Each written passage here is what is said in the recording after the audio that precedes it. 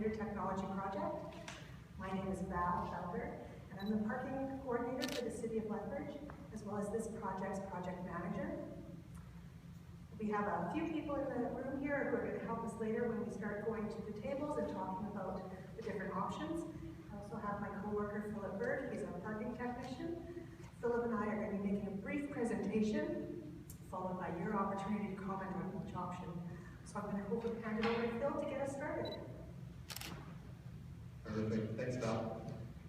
So I'll be leading you off today through the start of this project, and then Val's going to take over in a little bit. Before we get started though, let's go over some quick housekeeping items. The exits are located off to the side of the room here. In the event of an emergency, please safely proceed to the nearest exit and then go out either the west or the east parking lot. The bathrooms are located out in the hall. And if you have any questions, please save them for the end of the presentation where we have the workshop sessions, and you'll be able to ask a representative then. The questionnaire that was given to you when you came in is important so that we can hear your feedback. So please make sure you take the time to fill that out so that we know what you feel about each option. So let's get started. This is what we're going to cover today. We're going to cover some parking meter history in Lethbridge. We're going to cover the current state of parking in Lethbridge. We're going to look at some technology options. And then we're going to have a brief summation. Then we're going to have the workshops where you can ask your questions about the technologies that are presented. So what is this project? Well, this project is about upgrading the parking technology that is on the street now. It is about looking at the downtown as a whole, including both short-term and long-term duration parking. It is not about increasing parking rates or increasing parking fines as a result of this project, but it is about finding a technology that works for Lethbridge now and in the future. So this is what parking meters used to look like back in the 1960s when they were first introduced to Lethbridge. You can see these photos are courtesy of the Gulf Museum. We've come a ways, not a long ways, but we've come some ways from them. They were put in place to assist in parking stall turnover in order to serve as many customers as possible and allow businesses to flourish. So we went from that to today. So here's today's meters that you can find out on the street. Many of you have seen what it looks like. The infrastructure is beginning to deteriorate, mostly due to the fact that it's well past its service life. Two big problems with today's parking meters is that 50% of the meters out there were made in the 1970s. They're made out of softer, more ductile metal, which makes them vulnerable to theft and vandalism. The brains of the meter, the parking mechanism, is well past its lifespan. The average lifespan for a standalone parking meter is about 5 to 10 years. A majority of ours were purchased in 2000, which puts them at about 5 to 10 years past their lifespan. We're seeing between 3 to 5 failures a day. I don't know if you can read it, but it does say fail up there. 3 to 5 failures a day with many more not working correctly all the time. Did you know how inefficient our current parking meters are? They all run on 4 AA batteries. So throughout the year, we change over 6,000 batteries just to keep up with the climate and the usage. Well, as you can see, many of our poles are either bent or even rusting right off at the surface level. Well, this is because they were installed when the meters were first introduced. We annually weld between 5 to 10 poles a year at a cost of about $500 per pole. And then lastly, the downtown has 1,524 parking spaces and 396 non-metered spaces, usually time restricted. As you can see here, the time restricted areas get filled up first, and it causes them to be heavily parked in, which causes limited availability for any customers to get to the businesses because there's no turnover in the stalls. I know this seems grim right now, but that's why we have this project. So what area does this project cover? This is the downtown core. It's going to cover this entire area. The project will change all 1,524 meters, as well as the 396 non-metered stalls, which you see in yellow here, ending in a total of 1,920 paid parking spaces in the downtown. So where did this project begin? Well, this project consisted of 3 phases. It's funded an approved budget of $2 million that is set aside already and funded from the parking reserve for life cycle replacement as well as expansion into the downtown. Phase 1, which is complete now, was to undertake a study to evaluate technology options. Walker Parking Consultants was retained and supplied some possible options.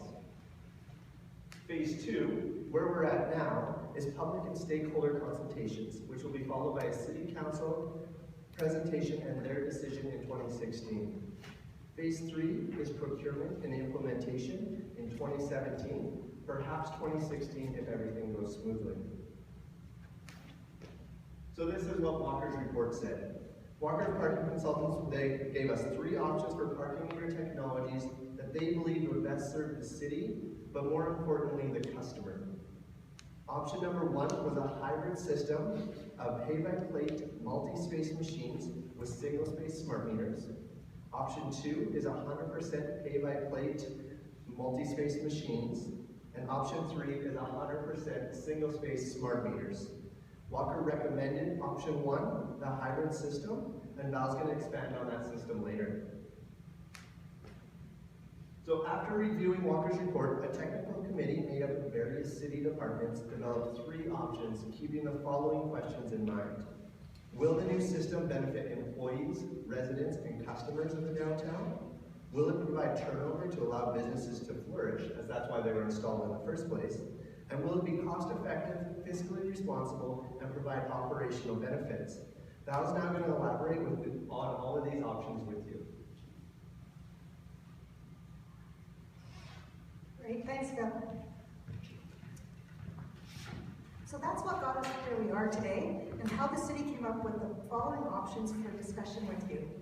So option number 1 for the city was the hybrid option. Option number 2 is installing 100% single-space smart meters. And the city's third option is a basic life cycle replacement with no technology advances, offering our customers and ourselves a rotary phone in the era of smartphones. I'll take a few minutes and tell you about each of these options. Option 1 is the hybrid system. In this option, we would manage the existing on-street paid parking spaces and 396 new paid parking spaces with pay-by-plate multi-space machines and a limited number of single-space smart meters. We would be placing the multi-space machines, I'm just going to call them kiosks, along the downtown streets and avenues, while the single-space smart meters would be located at our barrier-free parking stalls and a few isolated locations, like that odd parallel parking stall along 1st Avenue South.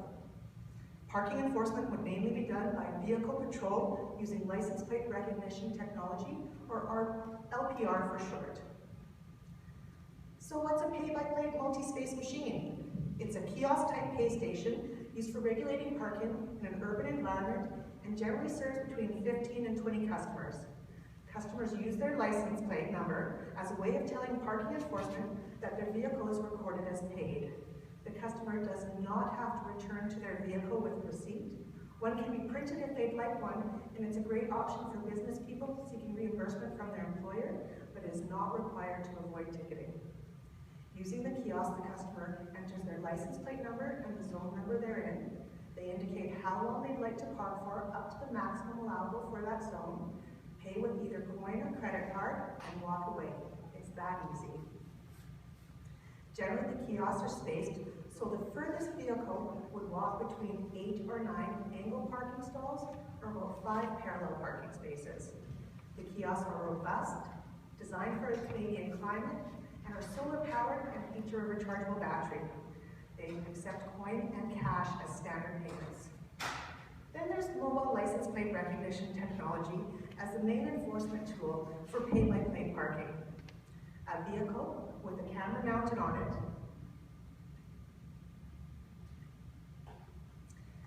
drives around scanning license plate numbers. Because of the real-time connection with the multi-space kiosk, if the camera identifies a vehicle recorded as not paid, an audible alarm sounds. The alarm alerts the driver, who can then make the enforcement decision. And using LPR technology is estimated to be between 5 and 7 times faster than foot patrol. So let's talk some advantages for this system. It has greater flexibility, allowing the customer to move around within the zone. So let's say it's winter and you've decided that you have a couple of hours spare time and you want to go to a few stores in the downtown. If you pay that one kiosk, maximum time allowed, let's say 2 hours for this instance, You could use that 2 hours and go to any of those other businesses within that zone 2 using that same period of time without having to repay at a kiosk. Also, topping up is an option for this is available for this option and is a great feature. So by topping up, if you are a business person in the downtown, and let's say you arrived to work in the morning and thought you'd be doing some running around on your lunch hour, so you only paid for 4 hours of parking when you got there, and something came up, you would simply go out to the nearest available kiosk, enter your license plate number, indicate the amount of time you'd like to top up for to the maximum within that zone, pay the payment and walk away. It's that easy. So some great features. The city will also get some operational efficiencies too. The majority of these are because of the low number of kiosks in the field, and that enforcement could be done about 5 times faster. Not only would this help encourage parking stall turnover on the streets that is needed, but it could open up the enforcement officers to deal with other parking issues such as alleyway parking or residential parking concerns. Some more great benefits include real-time notification, which should help reduce some of those customer frustrations. Right now, when customers encounter a parking meter that's failed, they have to call us. This system would actually notify us as soon as that failure happened, either by email or by text message, and hopefully we'd be able to get there before the customer even knew there was a problem in the system. And there's going to be less obstructions on the sidewalks and in areas like Festival Square. So Festival Square is our event square downtown, and I've heard from event organizers that they're having great difficulty in placing bleachers and tents. We would also have accurate real-time data on parking in the downtown and the outlying areas using the kiosk and the LPR vehicle. This data could help us make key decisions regarding a downtown parking strategy. Other things like pay by cell, or having an app for that, QR codes, or using the city's breeze cards or even tokens could be integrated with this option. These add-ons would be an additional cost not included in this project's funding, but why not allow parking to become part of Lethbridge's YQL intelligent community? So the truth is this option isn't perfect. Nothing is. So we need to be honest about disadvantages. Our customer is going to need to be educated on this system. This can be done quite easily with a strong communications and ambassadorship program. Also, the customer is going to need to remember their license plate and the zone they're in. So if they go to a kiosk and make an error in either of these, they could get ticketed, but we have an appeal process to deal with just this type of situation. And there won't be a parking meter in front of each vehicle, so they're going to have to walk to the kiosks. This shouldn't be considered a huge disadvantage, as the kiosk will be located in close proximity to where they're parked or along their way to their destination. It's really probably going to be closer than the parking lot is in Costco to Costco's doors. Reserving parking spaces is going to be slightly more difficult, but can still be done with things like barricades. And this option has costs associated with it for the central management system and for the credit card processing we currently don't incur. Plus, if we're going to do it, we want to do it right. And there will need to be a strong, well-thought-out implementation strategy, which could result in a longer implementation period. Finally, there is the fact that this option has the highest initial investment compared to option 2 and 3. But just remember, the funding has been allocated, so we might as well spend it on the best system possible. So on to option 2, which is 1,920 parking spaces that would be managed with single-space smart meters. And we would continue to utilize our current foot patrol style enforcement. We'd be replacing the support structures, including the concrete bases, poles, and housings. With this option, everything would be brand new and way smarter than our current system. So a little bit about single-space smart meters.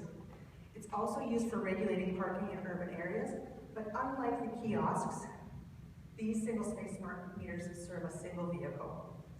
They function very similar to the kiosks, as it too has the wireless cellular communication that links each meter back to a central management system and provides the same kind of maintenance information and real-time transaction information to us. Like the kiosk, they also accept coin and credit card as payment, but unlike the hybrid option, LPR enforcement cannot be integrated with the single-space smart meters, so foot patrol is still going to be required. So let's talk about option 2's good stuff. like that the system is familiar to our customers, so little education will be needed, and that we have an additional payment option of credit card. Like the hybrid option, it has an excellent data audit trail, but limited data because we're not getting all the LPR information. And again, the meters communicate to a central server notifying us if there's a problem, so we'll hopefully get there before the customer will encounter it. It's also a greener option. Single-space smart meters are solar powered with a rechargeable battery, so we'll be no longer replacing 6,000 AA batteries a year. And there is a lower capital investment compared to the hybrid option, but the single-space smart meter option has substantially higher ongoing transaction costs and lower net revenues compared to the hybrid option and option 3. Lastly, this option allows for payment add-ons at an additional cost not included in this project. So, some of option 2's disadvantages include the lack of flexibility for our customer. Unlike the hybrid option, in option 2, the customer will need to pay at every meter they attend. There's going to be higher construction impacts compared to the hybrid option, with the removal and reinstallation of the supporting structures, such as the concrete piles, and the placement of the new poles will impact each street being worked on. LPR enforcement is not possible, and a huge disadvantage for the single-space smart meter option is that it has the highest ongoing credit card and vendor processing costs. And when you consider that there's going to be 1,920 meters out there, inevitably there's going to be an increase in operating costs and possibly enforcement costs. This option would have the highest operating budget, unsustainably high at our current hourly rates. Lastly, only having 2 staff able to monitor and repair meters versus 1,920 meters, customers would continually experience a malfunctioning meter. Okay, option 3, the last option we're going to present today. It's much like option 2, in that we would be putting everything new into 1,920 parking spaces, including the concrete bases, poles, and housings, and we would continue to utilize current foot patrol style enforcement. The big difference from option 2 is that we would be simply buying newer versions of what we use today. They would continue to operate exactly as they do now, when they're working, that is. So when the technical committee thought about options for this advantages for this option, we had difficulties coming up with them. It's going to look better because it's going to be new. In the last 3 years, we purchased about 300 mechanisms and a few housings, so we'll be able to use those, lowering the capital cost. No credit card means no credit card processing fees, so all of the money will go into the city's coffers. This option has a lower capital cost and operating budget than the single-space smart meter option. Plus, we would get limited security increase to our coin. Unlike advantages for this option, the committee can come up with a lot of disadvantages for this option. Firstly, like option 2, the customer needs to pay at every meter they use. Only with the hybrid option do we get the flexibility to move around and the added convenience of topping up. These parking meters would only accept coin, no credit card, no breeze card, nothing else. We would continue to recycle those 6,000 batteries annually, and we felt this option didn't meet our customers' expectations currently, so we would simply be delaying the inevitable. Also, this system can't notify us of maintenance issues, so we'll continue to have to wait for that customer phone call, increasing our customers' frustrations. LPR enforcement is not possible for this option. And lastly, with 1,920 meters, there would be an increased operational cost and possibly enforcement cost, making this option's net revenues slightly below the hybrid option. Well, that concludes the options. We might as well talk money. So the hybrid option has the highest capital cost at just over $1.9 million. Option 2, the single-space smart meters, comes in the middle at about 1.8. And option 3, upgrading our existing system, comes in with a capital cost of about $1.5 million. After you take away the estimated annual cost, operating cost from the estimated collected revenues, hybrid option has the highest estimated annual net revenue of approximately $717,000. The single-space smart meter option has the lowest at $421,000. Again, those high processing fees, along with the increased operational cost, eat into that net revenue significantly. And option 3, replacing the existing, would see a net revenue of $668,000 annually, slightly lower than the hybrid option. So, what we know is we have an antiquated system that often isn't working correctly, and that it's essential we replace it. We've also heard that Block Air Parking Consultants recommends the city implement a hybrid parking system. The technical committee found the hybrid option to have the greatest customer flexibility and operating efficiencies. And we also know that consultation and your feedback are key elements in determining public preference for City Council to make a decision. So our public feedback session is going to begin now.